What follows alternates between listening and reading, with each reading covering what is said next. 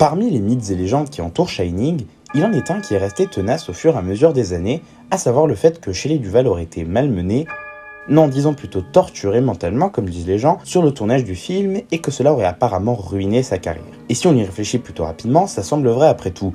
Elle n'est pas vraiment au meilleur de sa forme aujourd'hui, et le making-of de Vivian Kubrick semble la montrer sous l'emprise d'un Stanley Kubrick absolument pas compatissant. Qui plus est, les vidéos et articles semblant prouver cela pullulent sur internet. Cependant, si on creuse un peu plus dans le sujet, on se rend compte que la vérité est peut-être plus à nuancer que de juste dire « méchant Kubrick a torturé pauvre Duvall ». C'est pourquoi dans cette vidéo, on va analyser cette situation, débunker ce qui est à débunker, afin de démêler le vrai du faux. Je tiens à préciser que la plupart des choses que je vais dire dans cette vidéo me vient d'une source très complète et géniale, à savoir le thread Twitter sourcé d'une femme appelée Sarah, qui tient un compte sur Shelley Duvall appelé Shelley Duvall Archive sur Twitter et Instagram, je vous mettrai les liens en description. Elle fait un travail monumental pour réhabiliter la carrière pré-Shining et post-Shining, qui est un peu méconnue aujourd'hui, de cette actrice géniale, et elle a même pu la rencontrer plusieurs fois, ce qui a aidé pour le thread Twitter. Et maintenant que j'ai dit tout ça, nous pouvons commencer.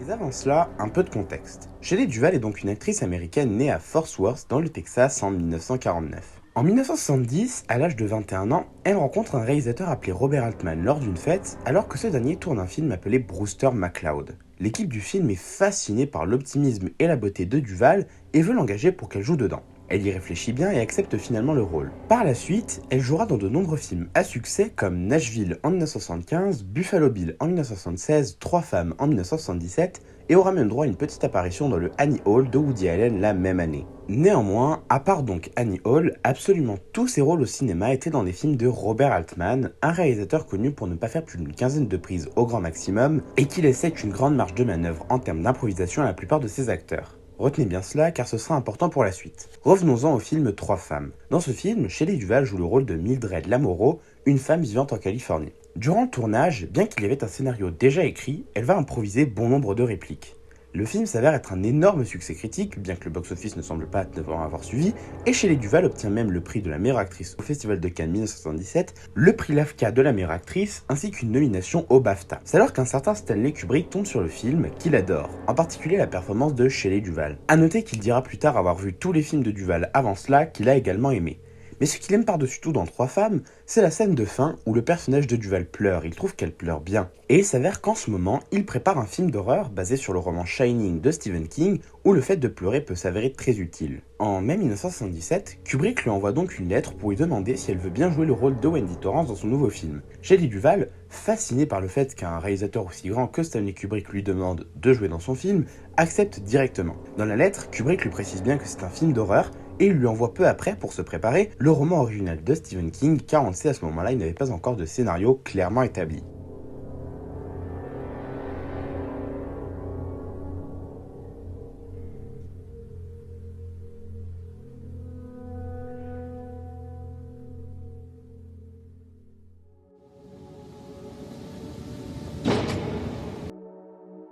Maintenant, passons à tout ce qui concerne le tournage. Ce qui signifie que nous allons également commencer à débunker certaines idées reçues sur le traitement de Shelley Duvall durant ce dernier. Elle rencontre Kubrick pour la première fois en octobre 1977, soit 6 mois après son engagement, dans l'hôtel Grosvenor situé à Londres. Et dès la première rencontre, elle dit l'avoir aimé, en particulier son humour. Elle précise notamment que durant la première semaine de tournage, qui a lieu en avril 1978, elle n'était pas nerveuse du tout, mais au contraire enthousiasmée. Au fur et à mesure que le tournage va avancer, elle va cependant se rendre compte que Kubrick n'est pas comme Robert Altman, loin de là. En effet, souvenez-vous qu'Altman laissait beaucoup d'improvisation à ses acteurs et faisait un maximum d'une quinzaine de prises. Or, chez Kubrick, il faut souvent en faire bien plus et se conformer à ses demandes, même s'il laisse parfois les acteurs improviser, ce qui peut se comprendre quand on sait qu'il réécrivait en permanence le script, parfois même juste avant de tourner la scène, l'exemple le plus connu étant le fameux « Here's Johnny ». D'ailleurs, en parlant de prise, c'est le moment de débunker une chose qui circule sur internet depuis beaucoup trop longtemps. Non, la scène de l'escalier n'a jamais dû être retournée 127 fois. Et surtout non, le Guinness Book n'a jamais retenu ce chiffre pour classer cette scène comme étant la scène parlante la plus retournée de l'histoire du cinéma. Il s'agit là de deux légendes souvent utilisées pour affirmer que Duvall a été poussé jusqu'au point de rupture par Kubrick, la détruisant mentalement et physiquement. Mais dans une interview sur son énorme livre écrit sur le film, notamment basé sur des archives officielles de la Warner, Lee Unkrich démystifie le nombre. Il dit que le chiffre n'est jamais monté jusqu'à 127, une légende créée par un membre de l'équipe qui n'était même pas sur le plateau au moment du tournage, mais jusqu'à 43. Par ailleurs, selon IMDb, Gordon Stainforth, un des monteurs du film, et Garrett Brown, le principal opérateur de la Steadicam, caméra utilisée durant le tournage de la scène en question, disent tous les deux que le chiffre réel serait plutôt de l'ordre de 35 à 45 prises, ce qui corrobore les dires d'Dunn Creek. Kubrick lui-même réfute le fait d'avoir fait autant de prises pour une scène, disant dès la sortie du film dans une interview que « Beaucoup d'anecdotes imbéciles ont été imprimées à mon sujet, que je fais 150 prises de la même scène, etc. Une image négative de moi très déformée a été répandue dans la presse américaine. Je lis constamment des articles où ces ragots sont utilisés et les contre-vérités continuent de circuler en aggravant mon cas. » Par ailleurs, le Guinness Book n'a jamais classé cette scène comme étant la scène parlante la plus retournée. Une rapide recherche sur leur site indique que cet honneur revient à la scène où Dick explique le don du Shining à Danny, qui a été tourné 148 fois, ce qui est, je vous l'accorde, un très grand chiffre. Cependant, comme dit plus tôt, Kubrick dément avoir atteint des chiffres aussi hauts. Alors bon, que doit-on en penser? Si vous avez des infos sourcées en plus sur cela, je vous serais gré de les mettre en commentaire. Revenons-en au tournage de manière générale. Il a certes été très stressant pour Shelley Duvall et il l'a rendu malade, mais pas forcément pour les raisons auxquelles vous pensez. En effet, il faut tout d'abord vous dire que le tournage a duré plus d'1 an, ce qui a été épuisant pour à peu près tout le monde. Duvall précise même qu'il pouvait travailler jusqu'à 16 heures par jour, le tout 6 jours par semaine. Par ailleurs, elle dira dans une autre interview qu'elle avait à pleurer jusqu'à 12 heures par jour pour se mettre dans le rôle, quelque chose que l'on ne peut pas forcément imputer à Kubrick, et que cela l'avait tellement déshydratée qu'elle devait boire plusieurs bouteilles d'eau par jour pour se réhydrater. En plus, comme c'était à Londres, elle était loin de son Texas natal et donc de sa famille. Mais surtout, à la dernière minute, c'est-à-dire dans l'aéroport où elle était allée pour se rendre à Londres, son ancien petit ami Paul Simon a décidé de rompre avec elle. Cependant, ne me faites pas dire ce que je n'ai pas dit. Il est vrai que Stanley a pu parfois se montrer méchant envers elle, comme dans le making-of quand on le voit de dire de ne pas sympathiser avec elle. Don't sympathize with Shelley. Don't sympathize with Shelley. Why not?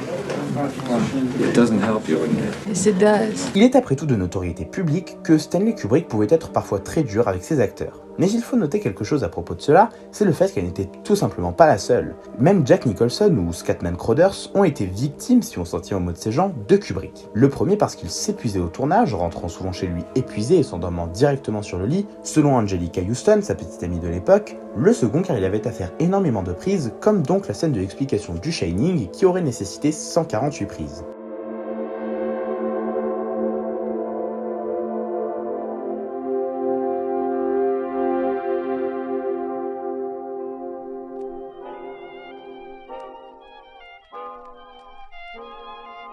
Nous allons enfin terminer en racontant ce qui s'est passé après le tournage du film. Déjà, en mai 1979, pour une interview au Los Angeles Times, elle dit avoir beaucoup appris de Kubrick et avoir été très impressionnée par lui. Par ailleurs, après cela, elle ne cessera jamais de faire des éloges sur le réalisateur. Elle précisera aussi à Léon Vitali, au sujet du tournage et des prises répétées, qu'à peu près tout le monde savait que c'était pour améliorer les performances et que le résultat n'aurait pas été aussi bon sans une volée d'idées et de confrontations. If it hadn't been for that, volley of ideas and sometimes butting of heads together, it wouldn't have come out as good as it did. And it also helps get the emotion up and the concentration up because it builds up anger, actually, and you get more out of yourself. And he knew that, and he knew he was getting more out of me by doing that. So it was sort of like a game. Et même si dans le making-of on peut la voir se faire engueuler par Kubrick, on peut aussi la voir se défendre de manière adéquate contre lui. Il y avait de l'échange, elle n'était pas terrifiée ou autre quand elle le voyait arriver. Roll video. We're fucking killing ourselves out here, and you've got to be ready. I am too. I'm standing Should we right play by mood the music? door. No, I Yeah, can't but when you hear. came in like this, you should have just. We're sitting there because they say, wait a minute, and then you say on the radio, But when you go. do it, you've got to look desperate, Shelley. You're just wasting everybody's time now. I can't even get Well, this pushing door against open. it. Mais surtout, malgré les longues journées de travail, les deux trouvaient souvent du temps pour partager des moments intimes agréables entre eux. Par exemple, selon Duvall elle-même, durant les 3 derniers mois de tournage, lui et elle jouaient souvent aux échecs, domaine dans lequel le réalisateur était presque imbattable. Par ailleurs, comme elle le dit dans une interview de 2021 Hollywood Reporter, Kubrick était très chaleureux et amical avec moi. Il a passé beaucoup de temps avec Jack et moi. Il voulait juste s'asseoir et parler pendant des heures pendant que l'équipe attendait. excusez mon ironie, mais il semblait finalement plutôt calme pour quelqu'un qui aurait torturé mentalement son actrice, non? Mais ce qui est le plus fou à propos de cette légende, c'est le fait que les gens disent qu'après le tournage de Shining, Shelley Duvall aurait arrêté sa carrière car elle a été traumatisée à vie mais c'est absolument faux. En effet, dans les années 80 et 90, elle a fondé sa propre société de production télévisuelle et a produit plusieurs séries à succès pour les enfants. Par ailleurs, elle n'a jamais cessé de jouer dans des films jusqu'en 2002, la plupart étant acclamés par la critique ou par le box-office comme Popeye, Time Bandits, Casper et Wendy ou encore Portrait d'une femme. Elle a même enregistré plusieurs dizaines de chansons, dont des chansons pour les enfants et pour les fêtes de Noël, que je vous conseille d'aller écouter ne serait-ce que par curiosité. Personnellement, ça m'a beaucoup plu. Cependant, reprenons le fait qu'elle ait arrêté le cinéma en 2002.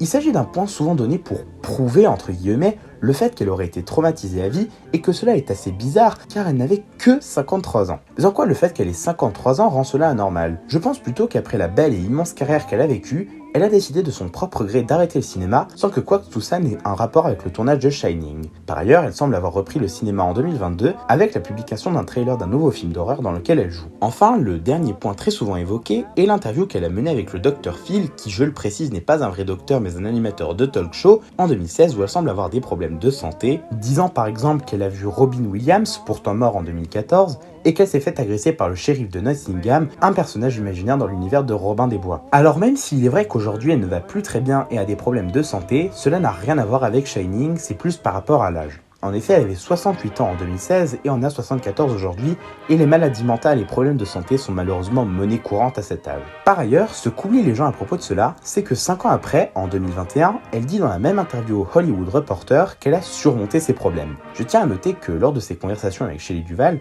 Sarah dit que Duvall fait encore l'éloge de Shining et de Kubrick sans avoir la moindre rancune envers lui. Pour conclure, citons une phrase de Kubrick qui, bien qu'étant dans un autre contexte, résume bien à mon sens toutes les bêtises qu'on a pu raconter sur lui et Shelley Duvall et que j'ai tenté de débunker ici. En vérité, une partie de mon problème est que je ne parviens pas à dissiper ces mythes qui se sont accumulés au fil des années. Quelqu'un écrit quelque chose, c'est complètement farfelu, mais c'est archivé et répété, jusqu'à ce que tout le monde y croit.